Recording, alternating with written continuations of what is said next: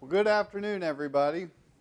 I know we just had lunch, so feel free to stand up while I'm talking and stretch a little bit, or stand up now and give a stretch. Yeah, it's on the in your folder. Should be. There you go.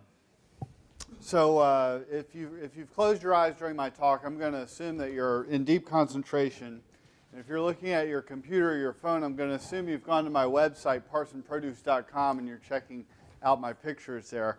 I really appreciate the time this afternoon to talk about my favorite topics of cover crops, compost, and crop rotation. Crop rotation and cover cropping are the absolute cornerstones of my farming system. Do you have the clicker? All right. This is actually a picture of my place in buckwheat cover crop. And that's Parson Produce, Clinton, South Carolina. It's about 6 hours from here, down 40 to 26. It's barely in the upstate of South Carolina, near Greenville, Spartanburg, but also about an hour from Columbia, South Carolina. And I do small production and have for a while, since 1998. Most people who have been farming since 1998 have a story about how their farm has grown from a small thing to a bigger thing and all the progressions. Well, I've actually moved around, which is unusual for a farmer. This is where I started in Dawsonville, Georgia. I got a degree in biology from Clemson, was interested in environmental issues, and wanted to learn to grow my own food. And that's how I got going.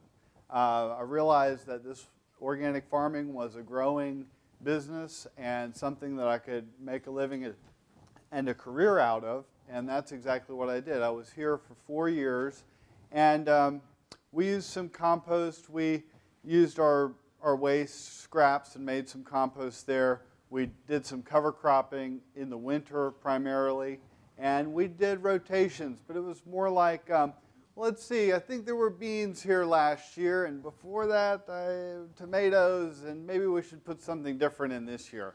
And that was the way that they did rotations there. But there was some type of rotation, but not a planned system like I'm advocating today. After that, I decided I needed to know more about what was going on in the soil, going on with the plants, and I went back to Clemson to work on a master's in plant and environmental science. And I worked here at the student organic farm that's on campus. There's a new farm manager there, so you can expect to hear some exciting things over the next couple years, at least from that place. We had rotations in that original diamond block that was about an acre and expanded it to 2 acres. My research was on velvet bean cover cropping for the summer. And I compared that to soybeans and to having no cover crops and growing a fall crop of brassicas. And basically what I found is that velvet bean can be effective against nematodes. It can also be effective against perennial weeds like Bermuda grass. So if you had those problems, it was worth it to do the velvet bean. It requires some cultivation to use, etc. But if you didn't have those issues, soybeans were a lot easier to grow and work with and did just as well for the crop. So that was in the bottoms at Clemson. So when I left there, I was also about to get married, and my wife was living in Atlanta. So moved there, and I thought, well, I'll hang it up for a while. There's no way I can farm in Atlanta. Then I found East Lake Commons Co-Housing, and they were looking for a farmer to take over their couple acres of farmland inside the city. This is in Decatur. It's about 10 miles from the capital downtown.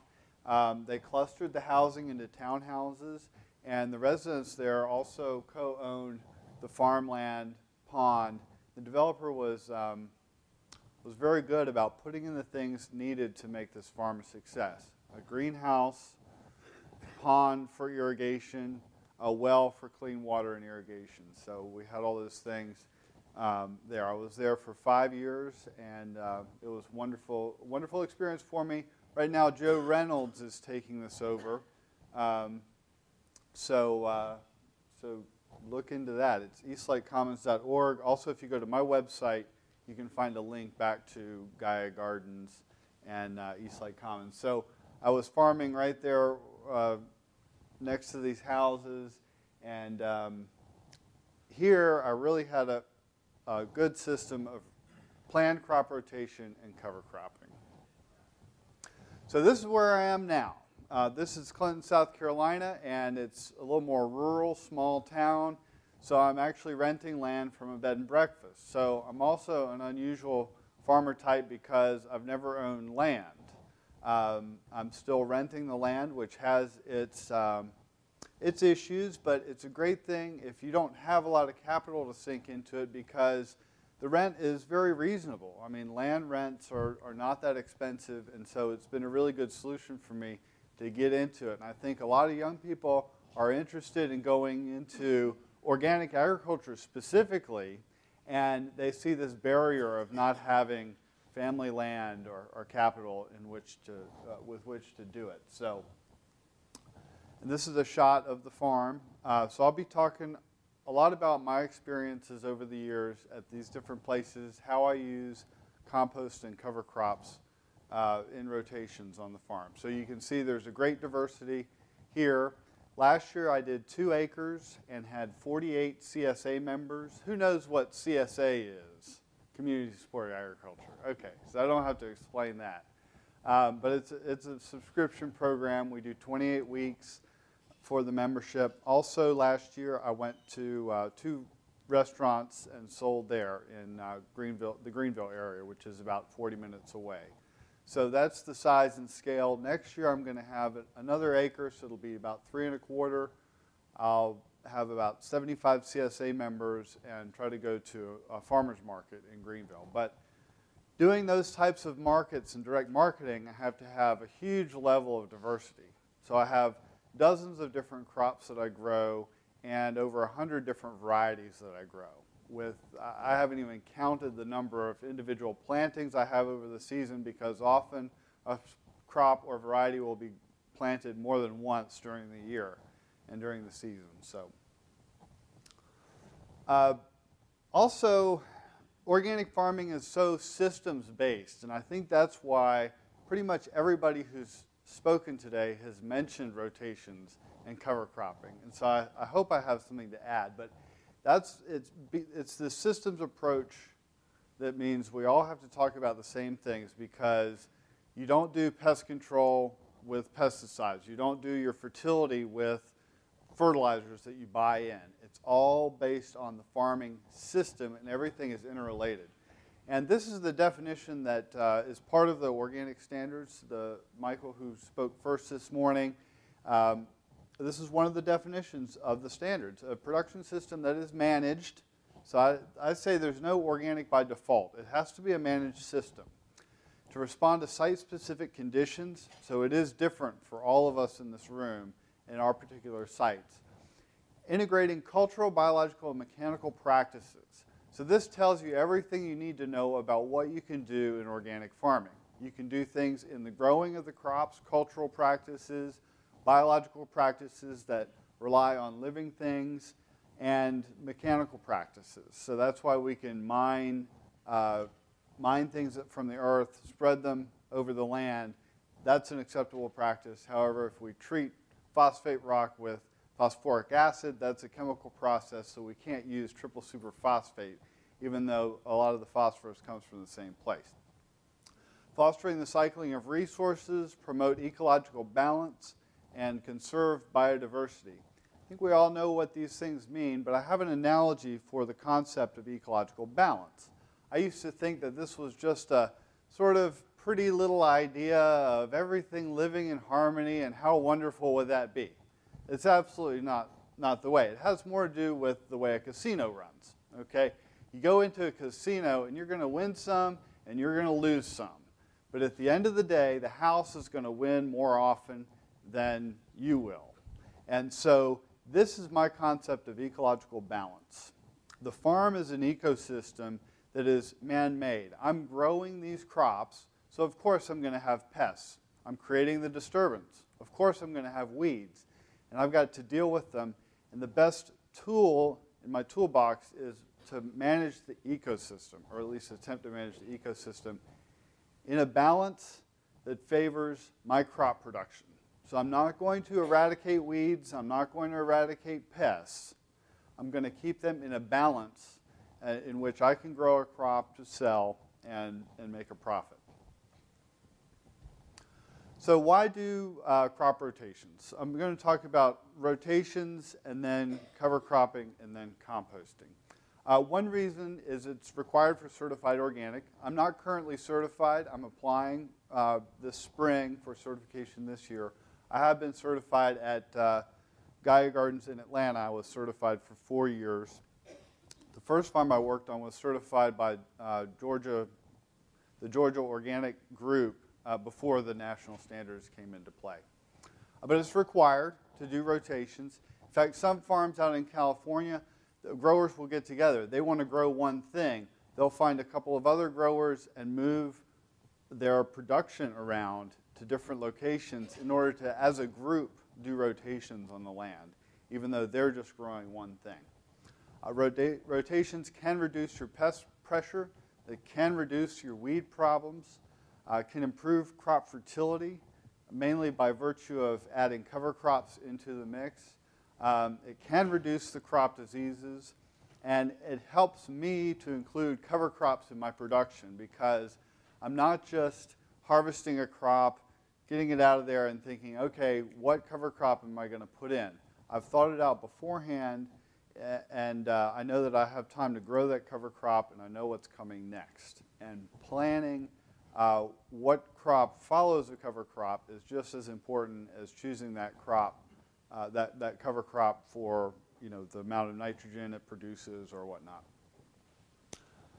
So that's why I do rotations. For pest control, biodiversity is very important.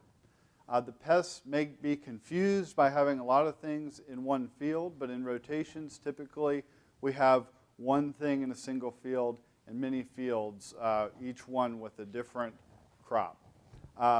Using cover crops to attract beneficial insects, this is my main mode of pest control on the farm. In Clinton, I have not used any materials, OMRI listed or not, for pest control because I believe building up the beneficial insect populations is the key to it. And any pesticides you use are going to have deleterious effects against your natural enemy populations. And I feel like in the South, I've heard many times, we have too many insects in the South, you can't grow organic.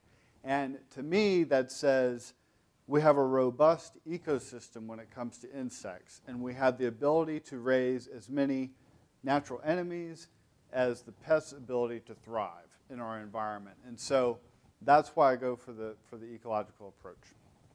And of course, breaking cycles of infestation that could build up if you were growing the same thing year after year. One example of something that could be controlled would be soil-borne nematodes that are plant family specific.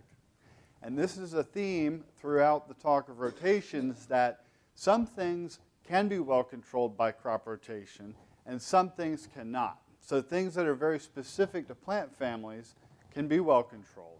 Pests that are not specific to plant families will not be well controlled by rotations. Weed control, you're going to vary the crop timing and the weed timing. So you create a disturbance, the weeds come in, that's when you're planting your crop, and that's why you have to deal with weeds. If you're planting a crop at the same time in the same place every single year, you're just going to have weed problems that get worse and worse and worse because that timing is the same. So a rotational plan allows you to break up the timing of the disturbance that you're doing to plant your crop in order to have fewer weeds in the long run. Also, the diverse cultivation methods that we use, certain weeds are susceptible to certain types of cultivation, and it helps to have a diversity of crops. So you have like potatoes where you can clean cultivate and hill up versus a crop that, that's cultivated in a different way. Using cover crops as smother crops in rotations, of course, can keep weeds from thriving, from going to seed, or maybe even from germinating. So winter squash, good cultivation before the vines extend, before a crop that may have more weed issues. Crop fertility, certain crops can deplete certain nutrients, and some make nutrients more available. And particularly, this can be used through using cover crops. Nitrogen is the only thing that a cover crop is actually going to add into your system, but other nutrients can be made more available through the activity of cover crops. Different fertilization strategies, I believe, over time gives you a better fertility in the field, rather than focusing on one crop and the fertility that it may require. So if you add compost to one crop, then the following crop benefits from well-decomposed organic matter. That's an advantage, something you can plan for in your planned crop rotation. I use straw mulch on tomatoes, so afterwards there's more organic matter in the soil following the tomatoes, and I can take advantage of that in my rotation. With disease control, you're basically breaking the cycle of soil-borne diseases. Diseases that are transferred through the air or possibly through water are not going to be well controlled with rotations. But soil-borne diseases can potentially be controlled. Keeps the disease from building up from year after year, having the same crop. Also, good rotations can increase beneficial microorganisms. And one of the speakers earlier talked about how microorganisms thrive on soil organic matter, and they can be antagonistic to pest organisms. So again, it's an ecological form of pest control. It's good for pathogens that have a limited host range. So a pathogen that has a narrow host range, just attacks one thing, could be well controlled with rotations. On the other hand, something that is a generalist pathogen is not going to be well controlled with rotations.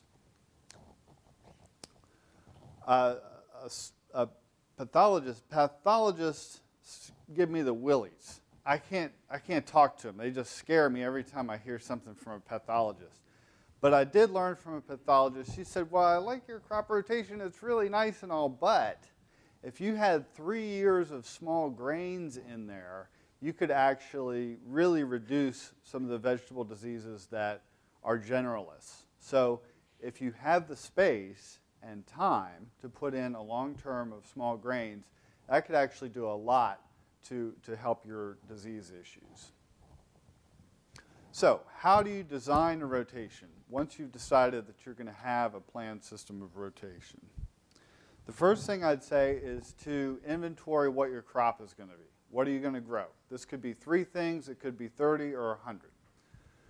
Look at the details of those crops and what their needs are as far as cultivation or mulching, crop timing.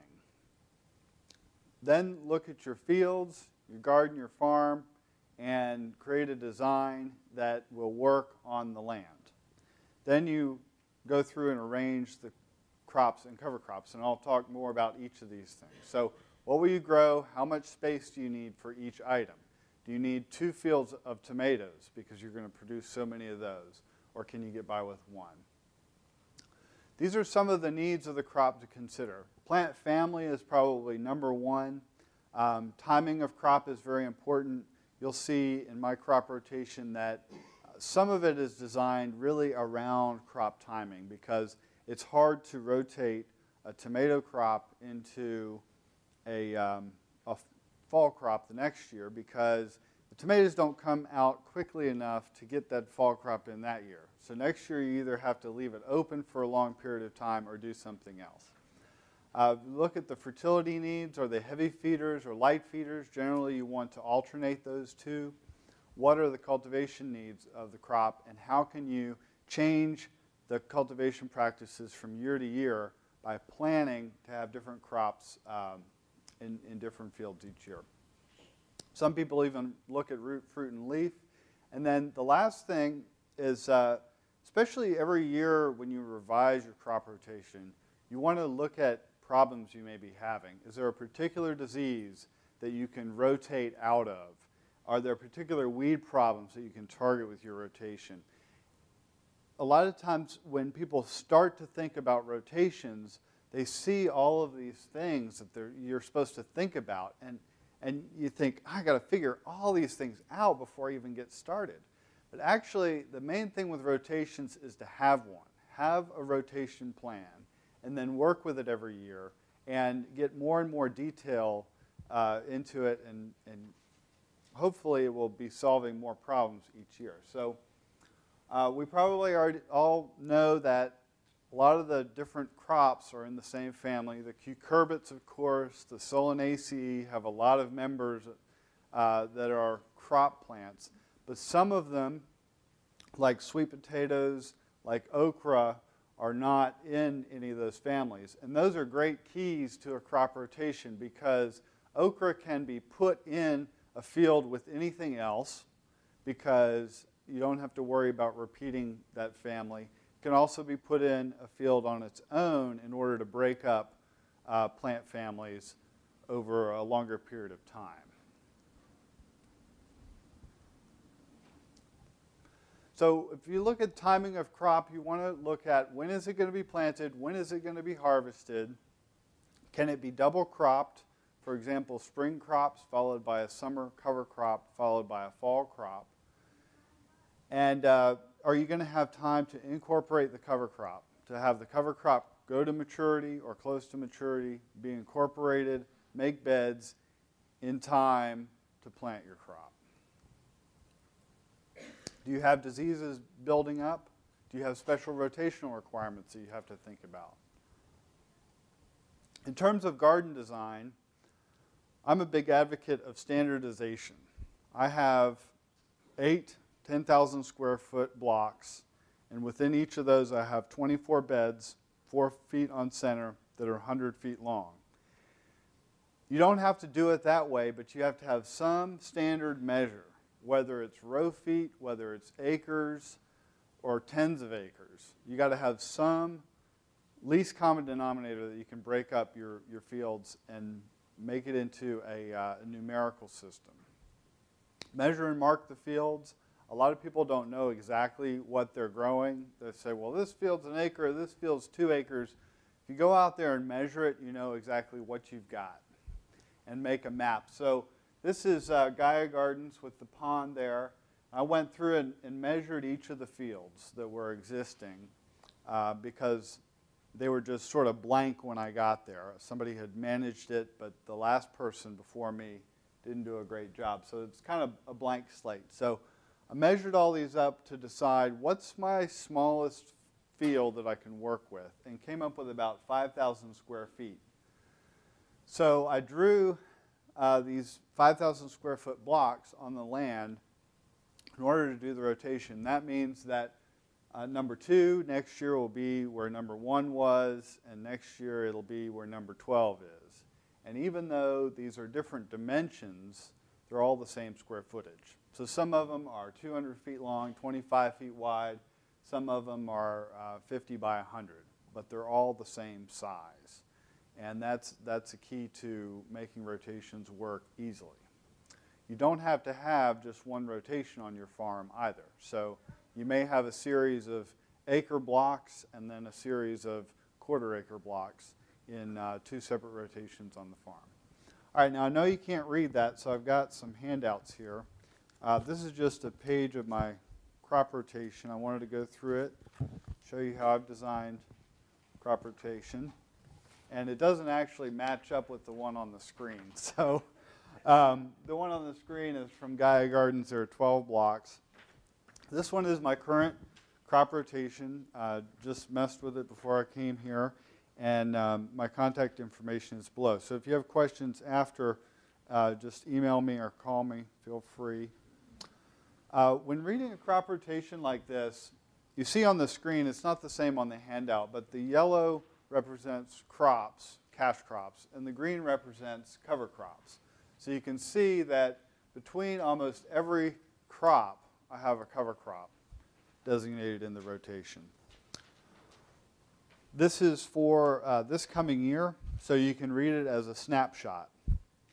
Each field number represents 1 through 8. I have 8 quarter-acre blocks. This is from the 2-acre main part of the farm. Then if you look at the seasons on the right, you say, well, in fall, field 3, onions and garlic. In winter, field 4 will have onions and garlic. And right there, you say to yourself, wait a second, is he digging up his onions and garlic? No, I'm not, because next year, in the winter, onions and garlic will be in field 3. So right now, they are in field 4, where I planted them last year. So another way to look at this rotation plan is at the top, instead of rotation plan 2011, if you imagine that said rotation plan field 1. Over here, instead of field 1, that would be year 1. Okay, so that's just another way to look at it, is that it represents the rotation plan for a single field, and each of these things will be rotated through that field. And you can see that I've broken up the plant families by at least a couple of years. One of the things that I did 5 years ago was figured out that I could put spring and fall vegetables in the same field, in the same year. And that helped with rotating in and out of it, because it's hard to plant, it's hard to get the timing right. So I do have a cover crop in between there. So are there any questions about the rotation plan or how to design one? What do you use as a cover crop between spring and fall crop? Usually just buckwheat. I have it down as soybean / buckwheat, but often it's just buckwheat because it's a quicker turnaround. But if I can get the soybeans in there and get them to flower in that time period, I'll do that. Now, when you take this home, this shouldn't be the Rosetta Stone of crop rotations. This is just my solution this year. Next year, it's going to change a little bit. The ideas are there, but don't think that you've got to follow peppers and eggplant with spring and fall vegetables. Okay. Do you already have a plan? I mean, you kind of said that just now, but for 2012, you already kind of know how this will migrate into the next one, I assume? This will be my plan forever. So they just moving? They just move up. Just moving up? Yeah, so field number 2 will then be in the position where field number 1 is. And that's how the oats and clover planted in field number 1 in the fall will then be oats and clover in field number 1 next winter. The winter of, or January of 2012. The same oats and clover planted in field 1 this fall will be still be in field number 1 in 2012 in the winter and spring. So it's my rotation plan this year and forever, but until next year when I change it. And then that'll be my field rotation plan forever. But there are a lot of ways to draw these out, and people do it in all different ways.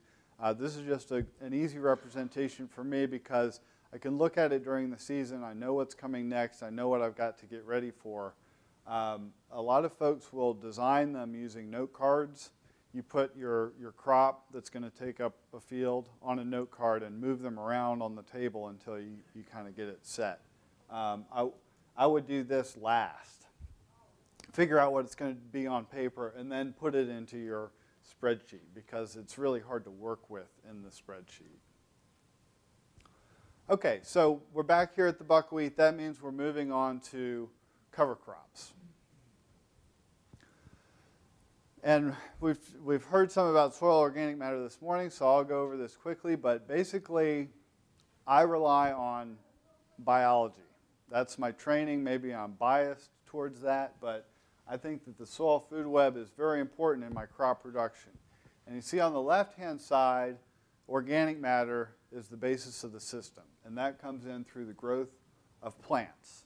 You can also add organic matter, but the growth of plants is more effective. So this is why I'm growing cover crops, to add more of that feedstock for the soil food web. If you think about organic matter, active organic matter is what you see. So you mow a cover crop, plow it in, you see bits.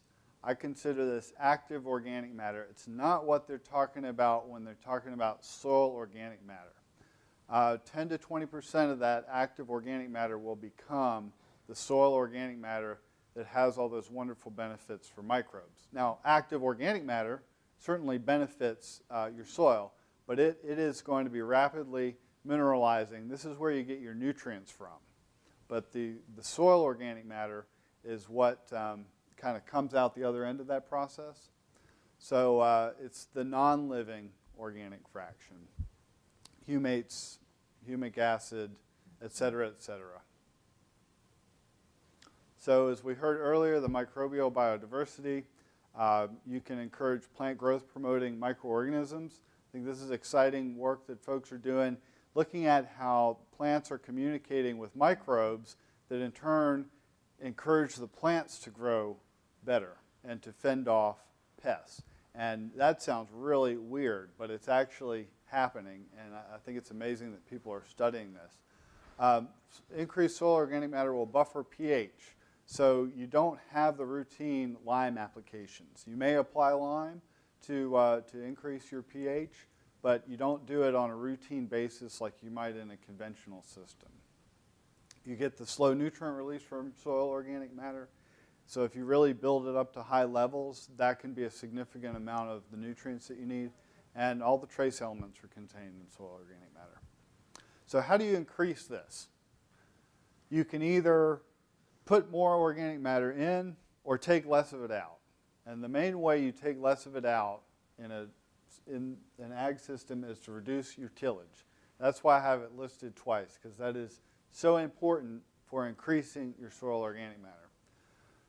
Of course, use cover crops, that's what we're talking about. Do crop rotations. I'll be talking about compost later. And using organic mulches will also get organic matter into the system. So what is a cover crop? Cover crop is grown to enrich the soil, not for harvest. People always ask, well, can you harvest the soybeans you grow for the cover crop? Not really, because at early bloom stage, the cover crop has all of the nutrients in it that it's going to have. The legume is fixed almost all the nitrogen that it's going to fix at early bloom stage. What happens after that is all those nutrients and nitrogen goes into the bean or the grain, which becomes a recalcitrant material. So that those nutrients are not unlocked until that seed rots or it germinates and gets killed off, right? And that's why we don't want it to go to seed, and that's why we don't want to harvest anything from our cover crop, with the exception of maybe Austrian winter pea tips. In the spring, they grow a really lush tip. You can pull those off and make a great salad out of them. Chefs and customers love them as a salad mix on its own or just an ingredient to the rest of your salad mix. So they can be plowed in or left on the surface if you're using a no-till system. I don't have experience with no-till.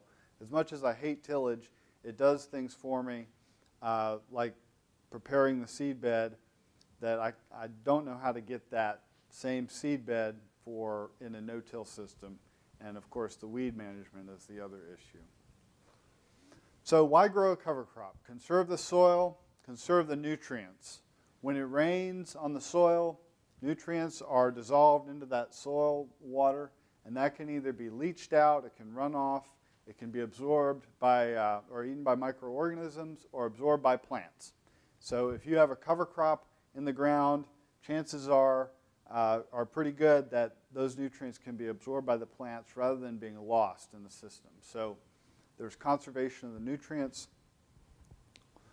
Nitrogen is the only thing that will actually be increased in your system, although others can be made more available. And attracting beneficial insects. This includes during the winter, a very small cover crop can actually protect some of the ground-dwelling beetles that are your natural enemies. And it's more than just production. We're talking about off-season beauty. To go out there, I feel like I'm growing something right now because I've got cover crops in the ground. If I just had a bare soil system, I wouldn't have any of that green. So what makes a good cover crop? I've alluded to the legumes. They fix nitrogen. Some can have good blooms for nectar.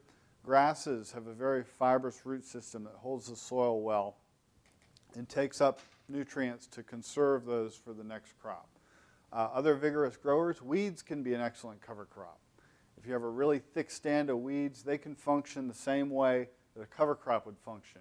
The danger there is, of course, that you have any weed seeds produced. So if you use weeds for your cover crop, make sure you mow them and plow them in before they even think about setting seed. Yeah? Well, there are a lot of grasses that even if they don't make seed, those plant parts or propagules that can carry over. So if you've got Yes. Bermuda grass and things like that, that's something that... Right. In general, perennial weeds would not be something to use as a cover crop. It was pointed out to me that nut sedge can have, in the nutlets and all, underground, a lot more biomass than hairy vetch cover crop has on top.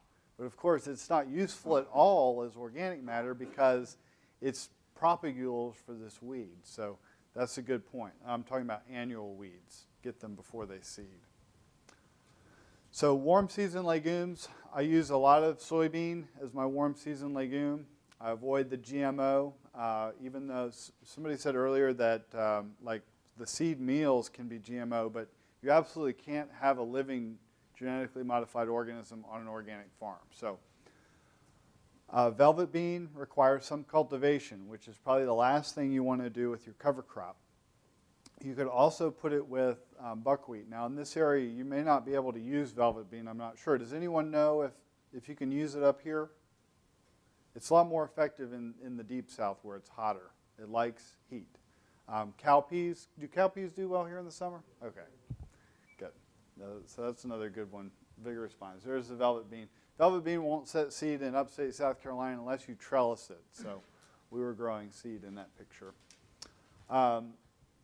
Warm season grasses, Sorghum Sudan, I use a lot. Pearl millet, I haven't found a good seed source for. I haven't used it much, but other growers swear by it. Brown top millet is a good little short season grass, but it goes to seed very quickly. So you have to have a short window, and you don't want to mix it with other things that you would want to stay out there because it'll go to seed and it'll be a mess. Yeah? You might be making a comment about the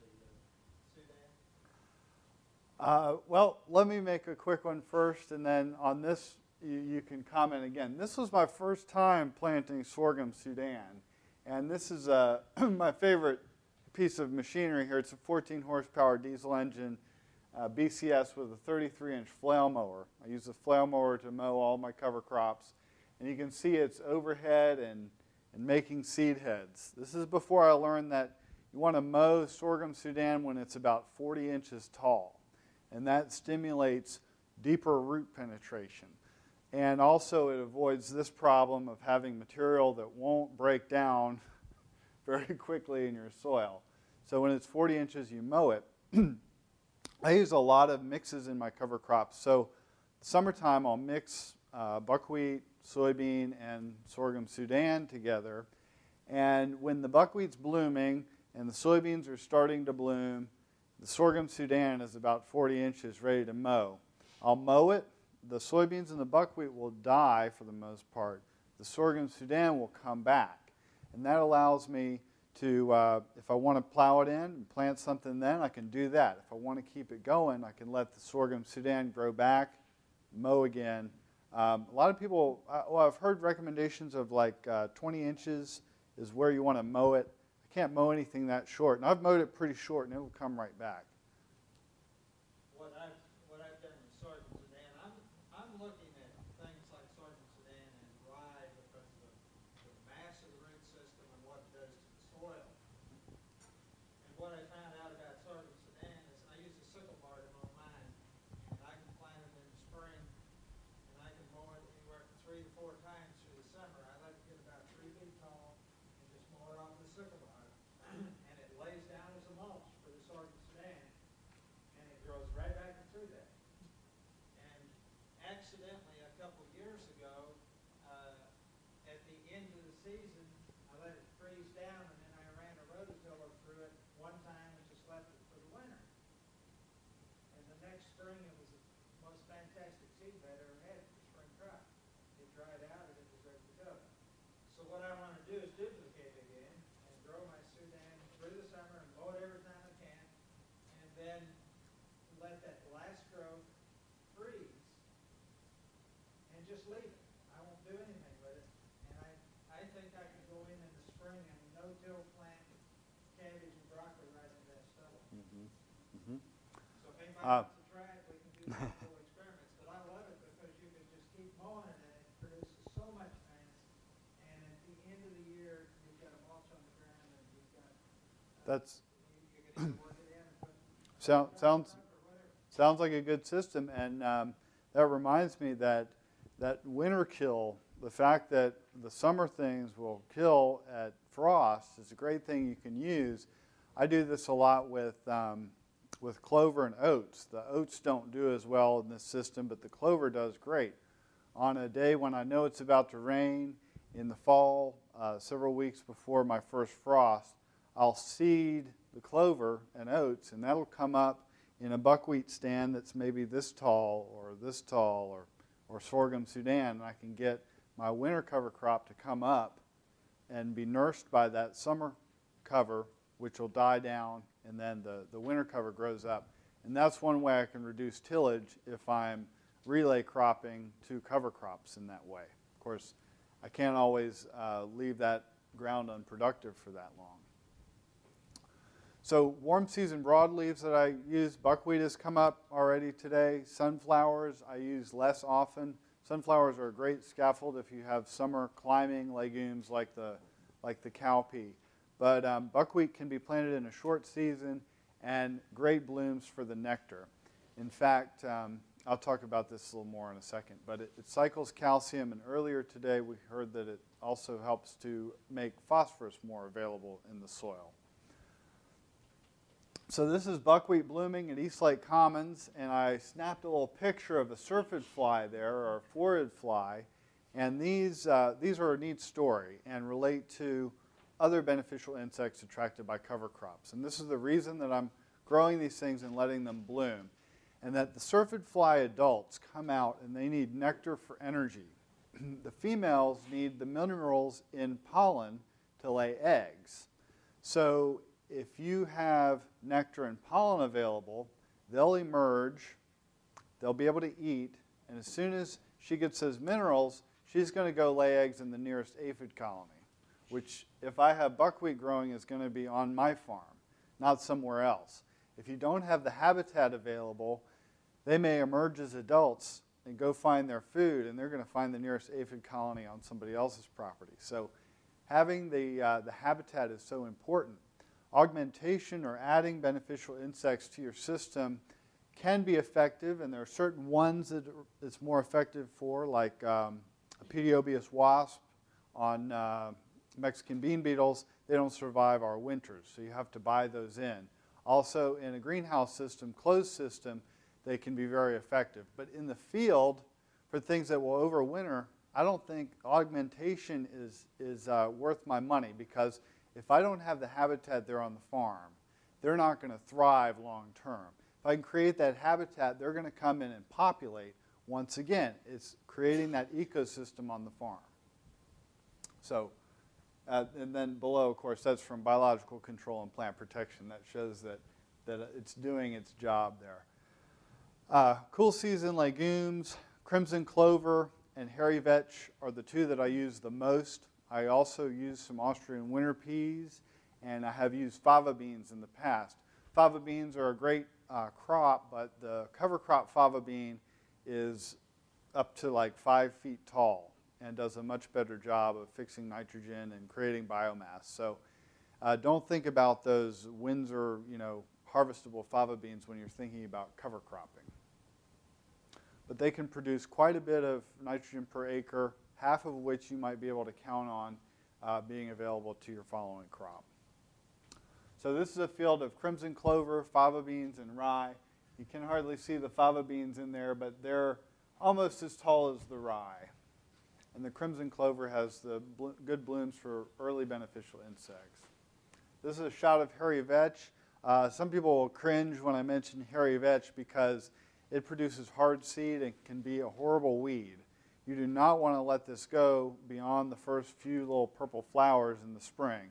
You want to get it incorporated before it has the chance to set any seed whatsoever, because it will come back for years to come and be a weed for you.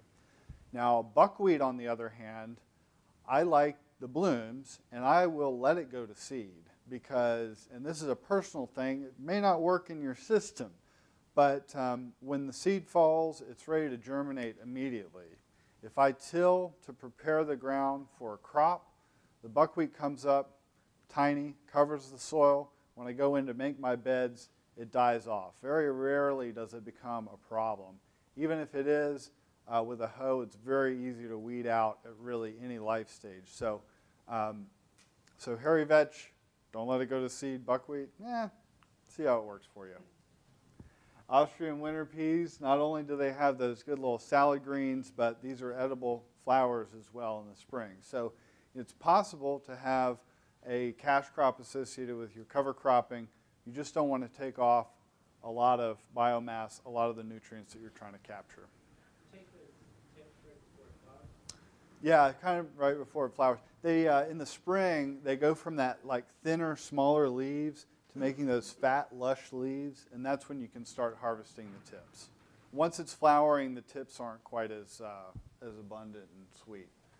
So. Is it a fixing nitrogen before it blooms, or does it have to be? Once a legume is at the early bloom stage, it's fixed all the nitrogen it's going to fix. As soon as typically as soon as it starts growing, it's forming nodules and associations, and early on it begins to fix nitrogen, and it will throughout its life until that early bloom stage.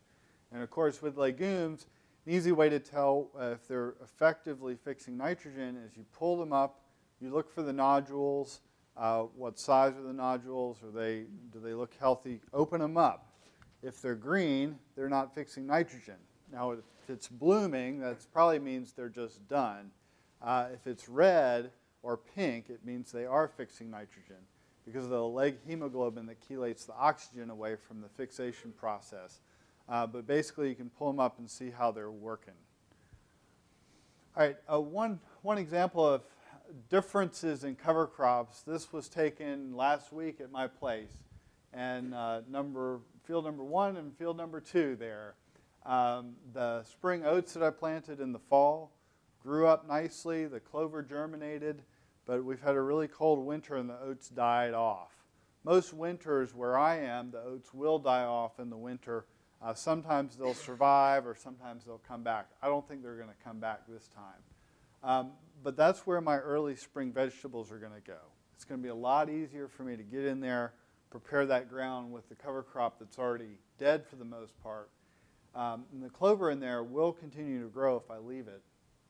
And then Ryan vetch on the right is completely green, completely covering the soil, and it's going to grow to a great height before getting plowed in for tomatoes, which I tend to plant my tomatoes the 1st of May, which is about the latest anybody plants tomatoes, but I feel like by then the soil's warmed up, the weather's warmed up, and they grow really well at that time.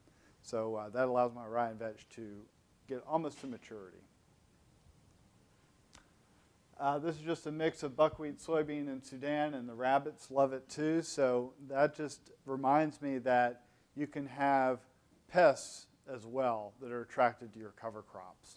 And that can be an issue for particular cowpeas, can be really bad for nematodes. So if you have problems with nematodes, look at your cowpea variety. Most of them are attractive to nematodes and would not be a good thing in your system. So just be aware of pests that can be attracted as well. Okay, how to plant cover crops.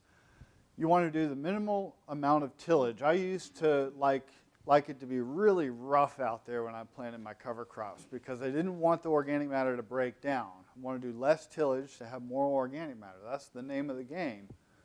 But I found that if I didn't adequately prepare the field, my cover crop seed didn't come up well and didn't thrive. And so now I'm looking for that balance between not over-tilling it before planting but still having a good seed bed for the cover crop to come up. You want good full coverage. Encourage vigorous germination, especially in the late summer. It's so dry out there. I will add irrigation just to get the cover crops to come up. a little bit of incorporation, one round of irrigation, and they'll come up and start growing. I've found that that's a better strategy for me rather than waiting for the weeds to come up, waiting for the rain and the cover crops to come up later. So I will do some irrigation to get them to come up. And of course, you've considered the following crop in your rotation plan. This is what I use to plant an earthway broadcast seeder. You have a question? Comment? One of the things I was wondering is that, if you use this, you have to disturb the surface some way. Right. Have you heard of anybody using the slit seeders or, it's like the old press drill for minimum tillage, but I'm wondering, I've not heard anybody talk about that today. Yeah, I don't know. It seems like a good idea. It's a common instrument that's used on golf courses. Oh, really? A slip seeder. The rental places have them. Okay. But I've not heard anybody mention them with respect to planting cover crops. I'll have to look into that because when I think of planting a cover crop without disturbing the surface, I think of like a no-till drill or some big piece of equipment that I can't afford. And but so you're talking about something that's widely available. It's called a slit seeder. A slit with a T. It has a power-driven rotor on it, with a disc on it, with the little slits. Okay. Have you used one for planting cover crops? I just seen them. Okay. So that would be the best thing. Now, one issue with that could be if you're going in after a crop, you'll have some escapee weeds, and so that soil disturbance to plant your cover crop can also serve as a killing step, since we don't have the herbicides to use. So if you have some weeds out there, you're going to have to take care of them before planting the cover crop. So. But I use an earthway seeder. This is big enough for my quarter-acre blocks. I can fill it with grain rye or oats or legumes. They've got a little chart on the bottom that tells you what aperture to set it for what crops. And you can kind of, based on what it says for the crops they label, you can kind of guess what yours is going to be because not everything is listed on there. But that's a good little reference to make a copy of that before you destroy it over years of use. But that's how I plant. This is actually a shot of Kathy Jones' harrow that she uses. I've used one of these in the past to plant cover crops. It's a great, it pulverizes the soil less than a rototiller, so it is a great thing to use when planting cover crops. And when I used to use one, I would do one pass, plant my seed, and then do another pass to cover the seed lightly. This is a cultipacker. Again, this is not my piece of equipment. I wish I had one, but the cultipacker gets good seed soil contact for the cover crops to come up. That's the name of the game, is good germination and early growth. That old cultipacker, you can't hardly find those anymore. I know. It's hard to find. They quit making them in the 60s. Uh-huh. But it's You don't see a new cultipacker. you don't see them much, but it is a simple piece of equipment, so a lot of them are still around from those days. All right, how to plow, and I've alluded to some of this, that early bloom stage or with the grains, you want it, you may wait for the seed head to start forming, but you don't want any hard seed, not even close. Because as soon as you can find seed, in my experience, there's a lot more than you think out there. You want to mow and shred it and till it in shallowly to incorporate. My thing is shallow tillage and not disturbing the deep layers of the soil, or disturbing them as little as possible. If you're going to direct seed a crop after a cover crop, you need to wait 4 weeks because of allelopathy. And rye is one that is very strong on this. It'll keep seeds from germinating, which is good for your weeds, but not good if you're planting a crop. If I can get a cover crop incorporated and beds made within 2 weeks for transplant crops, that's my goal, because that's when the nutrients start to become available from that cover crop that you've incorporated. So the sooner I can get my transplants in, the better. I wish I could do it like on the same day, you know, because that little transplant in a bed is not yet taking up all the nutrients that it will eventually. It's when it's larger and taking up nutrients, that's when you want to have the nutrients released. So it's a question of, it's a dance between nutrient timing of release of your cover crop nutrients and when your crop is taking it up. This is a shot of a flail mower, just little knives swinging on those buckles, and goes very fast where you can't even really see them as they're swinging, but it shreds the material into like 2-inch pieces. And I've got this BCS walking tractor with a 33-inch flail mower that goes on the front. And it's wonderful to have a front-mounted flail mower because I'm not running over it with my tires before mowing it. But I consider these to be the superior mowing device. If you have a bush hog, it's going to leave bigger chunks and it's going to send it off to one side so it's not even over the field. And I can use my rototiller and incorporate the same day that I mow with the flail mower.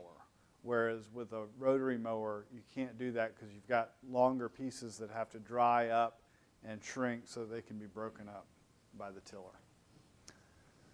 So now that we're back to the buckwheat slide, any questions on cover cropping? Or comments? Does anyone have a favorite cover crop they want to tell us about that I haven't mentioned?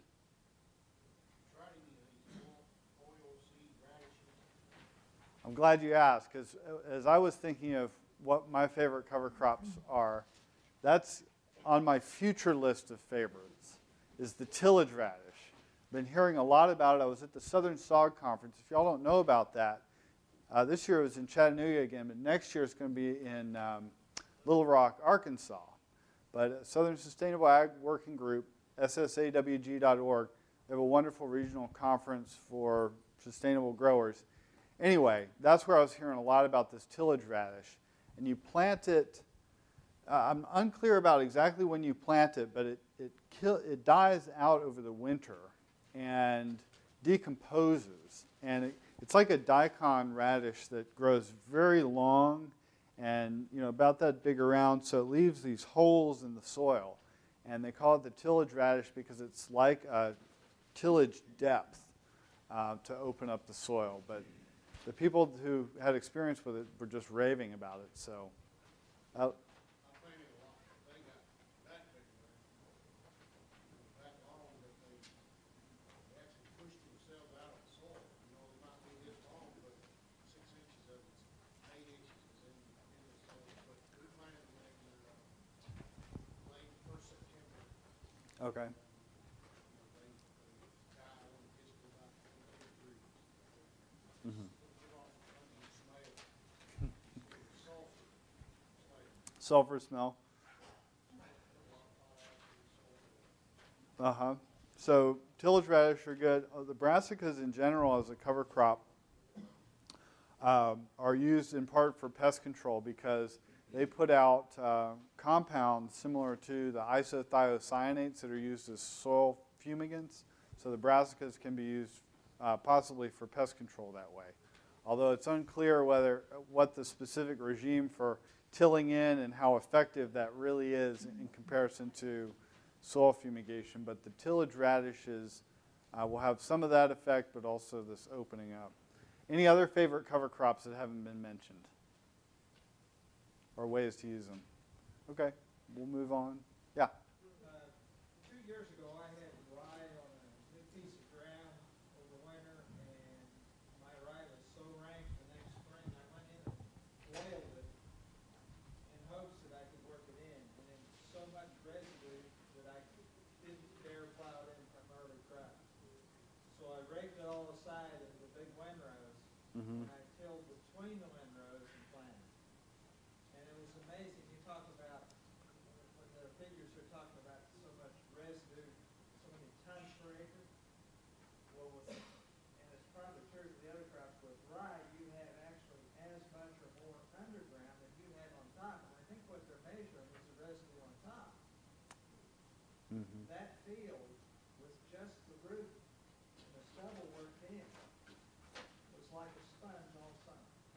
and then you have a mulch that you could bring back over. Yeah, I could have brought it back. Right. But that was the year it rained every week, 3 times a week, and I never did anything. I planted and forgot.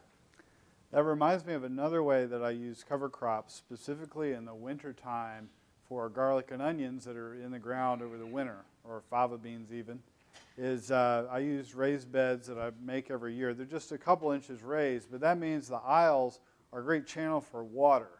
So I'll take grain rye, and like the same day I'm planting my garlic and stomping it in, I'll plant the rye in those aisles, and it grows just very short and holds the soil.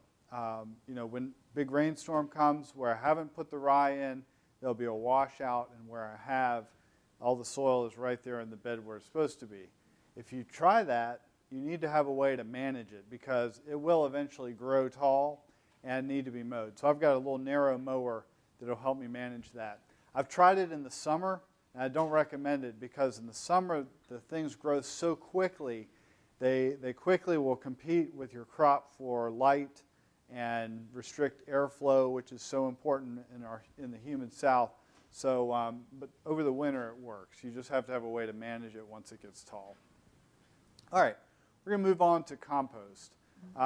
Who here has made compost before?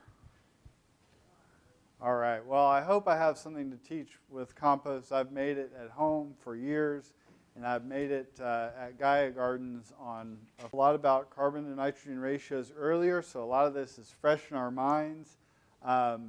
Compost, you want to start at a 30-to-1 ratio, or somewhere in that neighborhood. Amendments that have less than a ratio of 20-to-1, less than that, which is more nitrogen, will tend to mineralize or make available nitrogen. Amendments with more than a 20-to-1 ratio will tend to immobilize or tie up your nitrogen. So if somebody says, oh, that rye cover crop is going to tie up my nitrogen, what it provides is a carbon source for the microbes in the soil. And they're really good at getting that 1 nitrogen they need. They eat it at a rate of 8 carbon to 1 nitrogen. So when you give them that carbon source, they're going to find that nitrogen before your plant can. And that's what people mean when they say that rye cover crop is going to tie up your nitrogen for a period of time. With the legume mixed in, it's not the same way. Another thing about carbon to nitrogen ratios is that it changes over time, because through the microbial action, carbon dioxide is liberated from the system. So this ratio tends to go down over time. So that's just something you need to be aware of. Here are some common amendments and mulches, and you can see that at that break point between the legume hay, which is 16, and leaves, which is 54, the legume hay and everything up above is a good amendment for fertility. You can add soybean meal or alfalfa, ground up dried alfalfa, as an amendment that's going to mineralize. And the things below that have a higher carbon and nitrogen, they're going to be better as mulches. And this is why leaves are such a wonderful mulch and ingredient for compost, because they're pretty close to that 30-to-1. So they're going to end up decomposing and putting good mineral nutrients into your soil.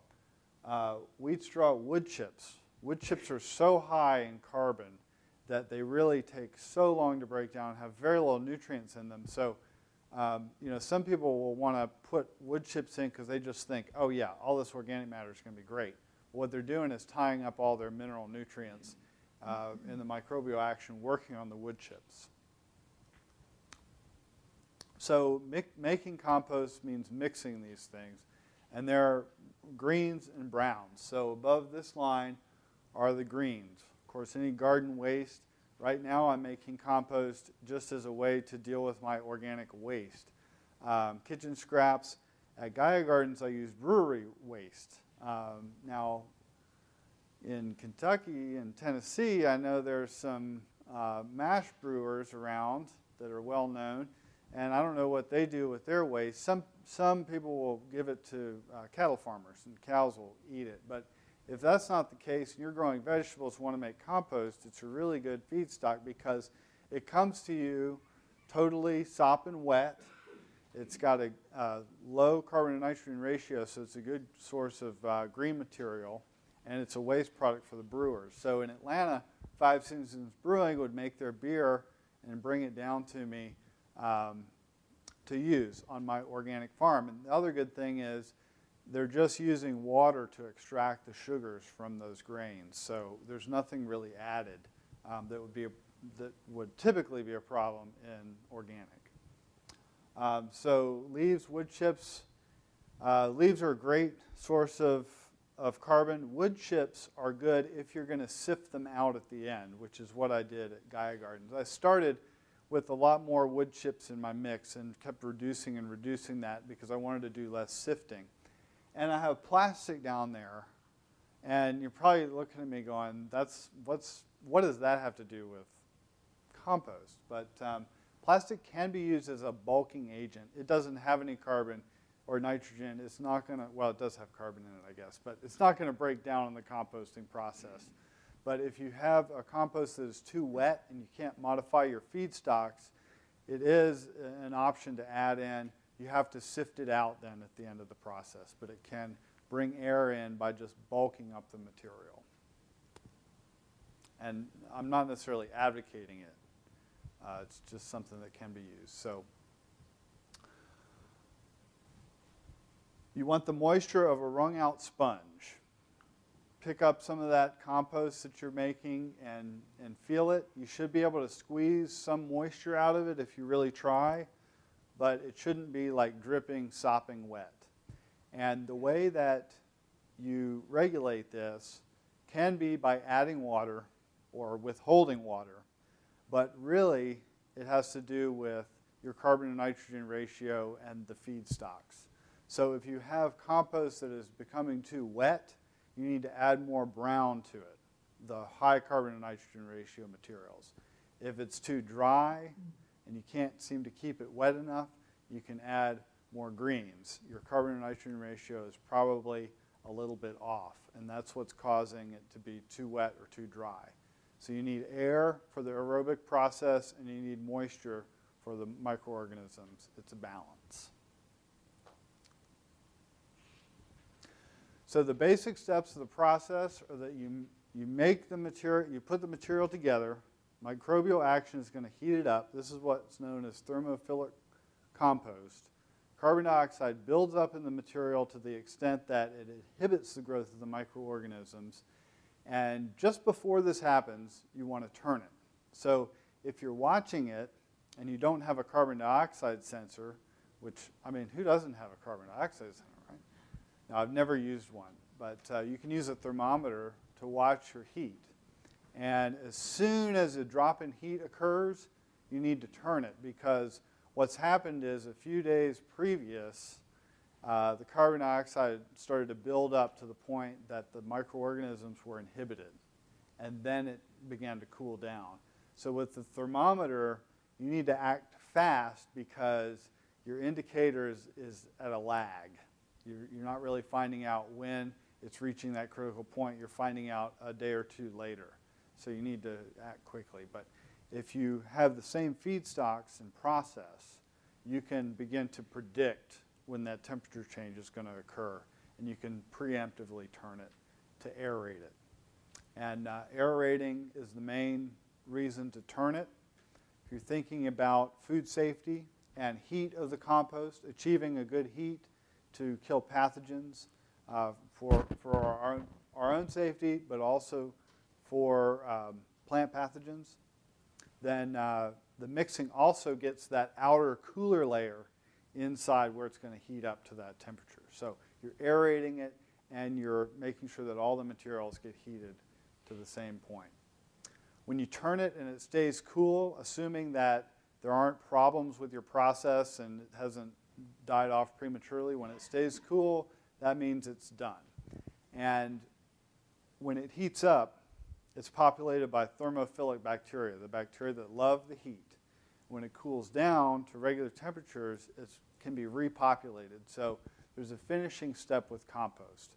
Once it stays cool, it's done, but I will leave it covered so it doesn't get rained on to leach the nutrients out. Keep it covered and let it repopulate with beneficial microorganisms, because it's that biological activity of the compost that I think is the key reason to use compost. What's the time frame for the initial steady cool? Time frame for Starting it to when it stays cool? it really depends. It can be as short as a couple of weeks or take a few months. If it takes probably 6 weeks is a reasonable time period from start to finish if you're intensively managing it. If it's taking longer than that, you're probably not doing enough. If it's shorter than that, you may have too rich of a compost that's finishing too quickly. Okay, so I made some little drawings. I know I could have gotten this from a book, but I thought, what the heck, I'll just draw it out from memory. This is the way I did my compost. But basically, it's the way you have to turn it. You take the top and the sides, you put that on the bottom again, and then you take the bottom or the core of it and put that on the top and sides. That's really mixing it. You don't just go at it from one side and turn it over to the other, because then you end up with that back edge still being on the outside rather than a real turning and exchange of the materials. So this was my little composting area at Gaia Gardens. I'd come in with a tractor, I'd pull that top back, set it down, go all around to the side with my bucket and front end loader, and finally get the middle of that pile turned. Those wooden stakes are numbers so that I could keep track of the temperatures in a little log. Number 1, number 2, number 3. Real simple like that. And I would just pull the stake out, turn it, put the stake back in so that the number stayed with the pile. One reason this is not ideal is that it's not on concrete or some impervious surface, so leaching can occur. So I could lose some nutrients there, but also it could lead to pollution. And we don't want to have nutrient pollution from our organic farms. So that's one issue. The other is it's not covered. It relates to the same thing of leaching, that if you cover it, the rain can't come and leach out the nutrients. So it wasn't a perfect system. This is a different system, like a bin or a kind of bin system where you have 3 bays. One where you add, you move it to the next bin to turn it, and on and on. And you may turn it from one to the other and then out to the garden, but you may actually go in and just turn it within that middle one and work it more than just twice. But if you use a system like this, it's important to have multiple bays. People will do it at home where they'll just pile up and then go in and dig from the bottom. And that doesn't work as well. It's better to have several bins. In addition to the farm that I run, I also help Presbyterian College, where my wife works in Clinton. I help them with a garden on campus. We do about a half an acre, grow vegetables. The students help, and it goes right into the dining hall. We do have Sodexo food service. They allow us to do that because we are the client. It's a client garden. So the school or the customer is able to grow and sell to the dining hall. From my farm, I can't grow and sell to the dining hall because I'd have to go through their distributor and all these hoops to jump through. Anyway, they've hired a company to come in and make compost out of their food waste. And with this system where we can sell into the dining hall, they don't want me making compost either. That's one thing they don't allow, but if a professional does it, they're okay with it. So anyway, this is called Refresh Services, and this is just a drawing of how they're doing it. They've got a huge barrel. We're not talking 55 gallons. We're talking as big as a small car. And the composting material goes in one end. There's a slight slope to the whole thing, which would be kind of opposite of how I drew it, but I'm not an artist. They have forced air that brings the oxygen in, and occasionally the cylinder rotates very slowly to mix the material. And that little slope just works stuff down to the bottom where when it's done, it's ready to come out the other end. So that's another system. You can also get, for a garden situation, just a barrel that has holes in it, and you can spin it. Same idea, but kind of expensive to do. Yeah. We keep that in the sun? They do, yeah. It's sun or shade. You know, it would heat up definitely in full sun, but not such an issue. The heat should be coming from the compost anyway, the composting process. So this is my schematic of a static aerated pile. And the idea with a static pile is that you don't turn it. So you have to have air that you force into the system. So you'd have a porous layer on the bottom, which may be wood chips or gravel or something that you could take out of the compost. Lay down perforated pipes that you would blow the air into, and have some sort of chimney. And the chimney could be made simply on a small scale. You can set a bucket in the center of your compost pile. And as you add and add and add, you keep pulling that bucket up. So it creates an airspace in the middle, somewhere for the CO2 to escape. So this would be a static aerated pile. Okay, using compost. Compost can be used for a lot of reasons. Biological augmentation of the microbes for your soil. Nutrient management, you're actually adding NPK and micronutrients to your soil. It can promote soil organic matter. So when I talked about plowing in a cover crop, that active organic matter decomposes and only 10 or 20% becomes soil organic matter. Well, compost has already been decomposed and recomposed into those complex molecules. So it's further on its way to becoming soil organic matter. Also, it's a great amendment to use in transplant media. It's not that easy to find a potting mix that I like that's organic, so I make my own with peat moss, vermiculite, and perlite. And if I have good compost, I will add that to the media. You need to be careful, though, because if you have an anaerobic system or a system that doesn't properly get rid of plant pathogens, you can have damping off or other diseases from your compost and have what I call a killer compost. You know, I did this when I started at Gaia. I was all excited because they had left this compost pile, and it was like a year old and sitting there, and I put it into my potting mix, and everything died. And that's why. And so you either have a good quality compost or a sterile media. Those are the two things I've found work well. Bad compost is not good. If you're applying it to the fields, you need to apply it according to your fertility needs. So you may want a bunch of organic matter. You may want huge biological augmentation, but you need to apply it according to the fertility needs of your crop. And that's the amount. So if you're doing a one-time application and really have a lot of compost or have a poor soil and you want that effect, you could do 2 to 4 inches and plow it in. You could do up to 50 tons per acre. But if you do this year after year, you'll end up with nutrient overload, which can lead to leaching and pollution. We don't want to create pollution. It can also waste a lot of time and money. A routine application of 1/8 of an inch, or about 8 tons per acre, is a very reasonable routine application of compost. So more might be better one time, but year after year, more is not going to be better. This shot actually shows a couple different things. One is I'm planting potatoes, and I'm using compost right there in the crop. The other is strip tillage and cover crops. So this was a field planted in clover and oats. This must have been a warm winter because the oats are still alive and growing in late February when I'm planting my potatoes. But I think the strip tillage and the use of compost allows this tilled area to recolonize with good microorganisms more quickly. Okay, now we talk about National Organic Program compost. This was touched on earlier, and I have not made National Organic Program compost.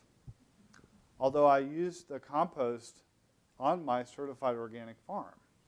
And you are wondering now, how does that work? Because compost has to be NOP compost to be used on an organic farm. But what they don't tell you is that if you make your compost out of materials that can be applied directly to the soil, then you can apply those any way you want. So I was using the grains from the brewery, wood chips, and leaves as a feedstock for my compost. And any of those things could be applied directly to the soil, directly to the crop. I don't have to deal with the 90 or 120-day rule with the compost because there are no animal products in it, there's no manure in it. And so that's how I made my compost and applied it without conforming to their rules of it because it wasn't manure. But if you are going to use manure, you need to do it by the specific process and also keep records. So they say it's a product of a managed process through which microorganisms break down plant and animal materials into more available forms suitable for application to the soil. And that's consistent with what we've been talking about.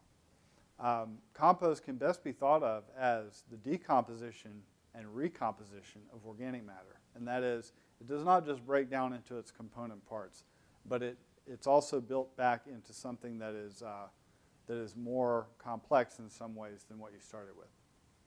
NOP compost, National Organic Program, must be produced through a process that combines plant and animal materials with an initial carbon to nitrogen ratio between 25 to 1 and 40 to 1.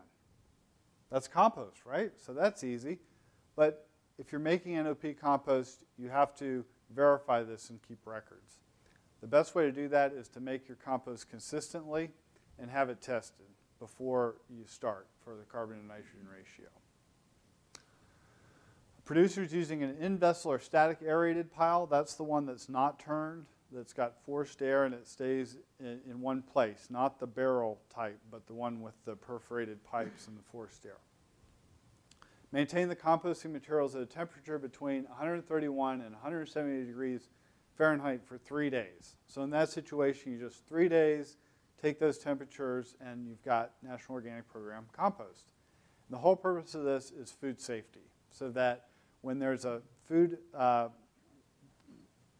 illness outbreak, people don't blame organic farmers because we're the ones that are regulated as far as our use of manure and timing according to the crop. Yeah. I have a real problem with that, with the way it's stated, is that, where do you take the temperature? You know that that's not a uniform temperature in that time. And that's a very minimum time. And I just don't believe that it's going to kill pathogens.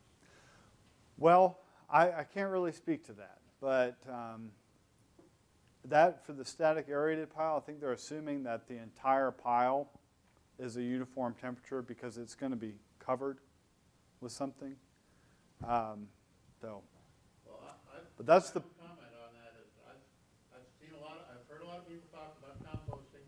I've seen a lot of people composting. My experience is that most of it doesn't meet those requirements of temperature. So are you talking about static aerated or a windrow system where you're turning? This is using a windrow system, maintain the composting material at a temperature between 131 and 170 for 15 days. So that's a longer period of time. That's over 2 weeks, during which time the materials must be turned a minimum of 5 times. I think that's why they put the windrow system has different requirements, probably for that reason. Do you think that would be more reasonable, turning 5 times over 2 weeks?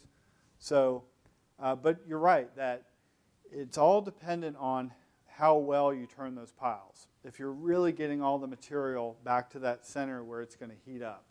And that's why you have to turn it so many times so that you know all those materials are getting heated up. Yeah? If all you're using in your compost pile, in my case, kitchen wastes, leaves, and stuff like that, is the temperature that critical? Because this morning when I asked the guy, I said, what if you're not putting animal manure in there? He goes, well, don't call it compost. That's right. Vegetative matter. That's right. That was a distinction. Yes.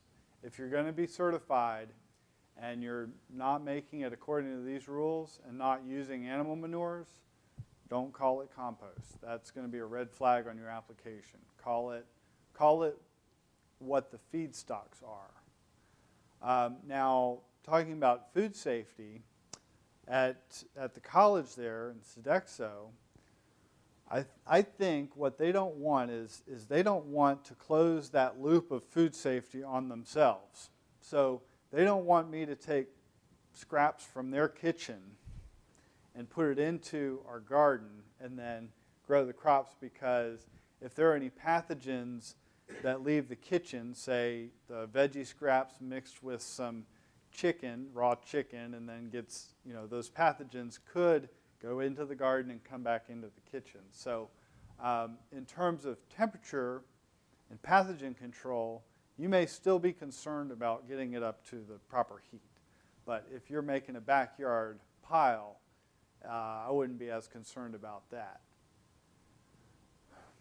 But in a backyard pile, I would be more concerned about plant pathogens that can continue in your compost. If you're not getting up to heat, or if the compost is getting too wet and going anaerobic, that can be an issue.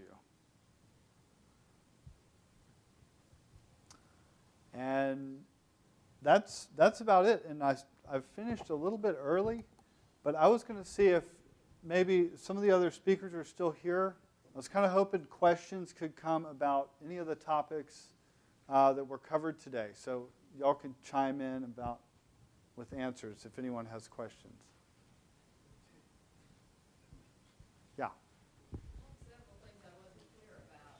When you said you put a bucket in the middle, did you take the bottom out of the bucket? You move the bucket up as you add material to the pile.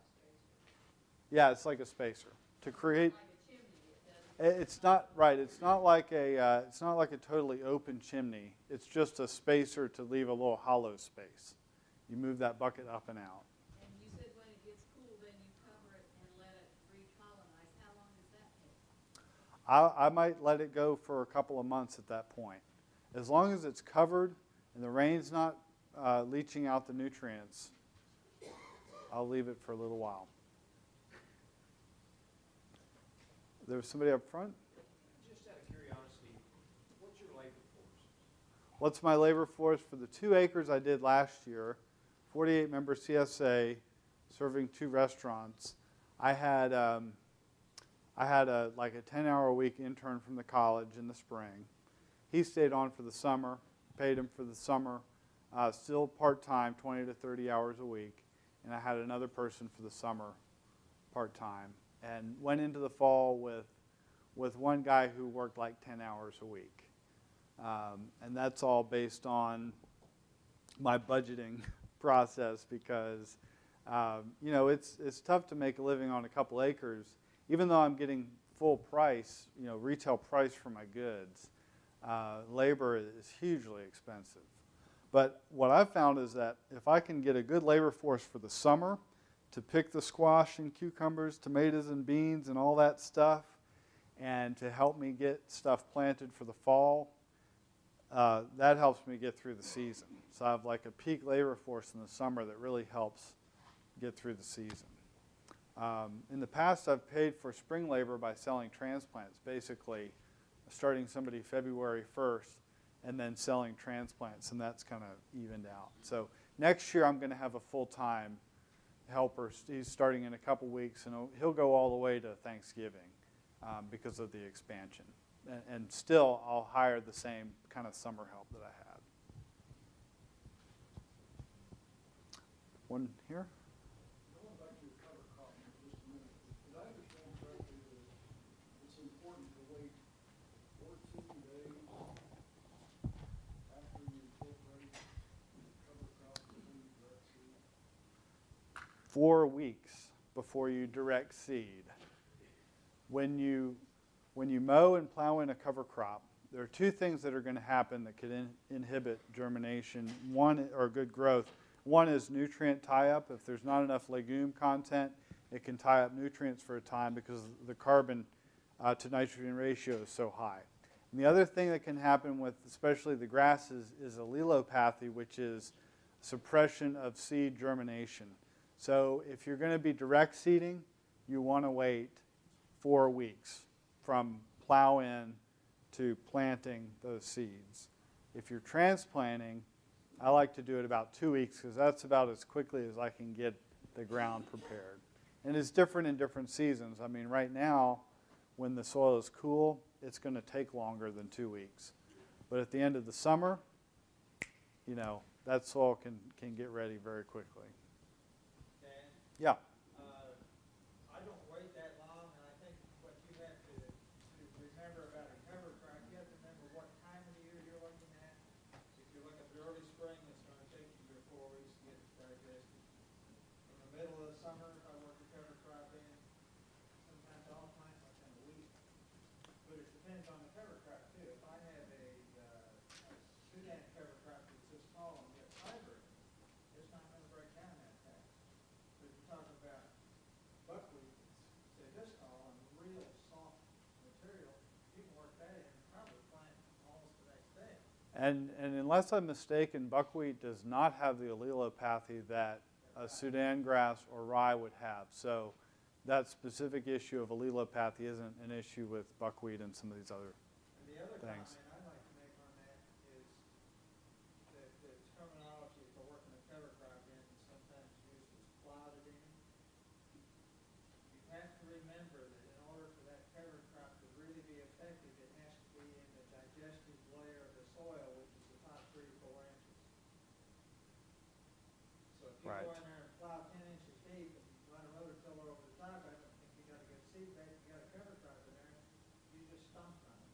So It's specifically what I'm referring to, because last year, I'm just gonna give you a quick example. Mm-hmm.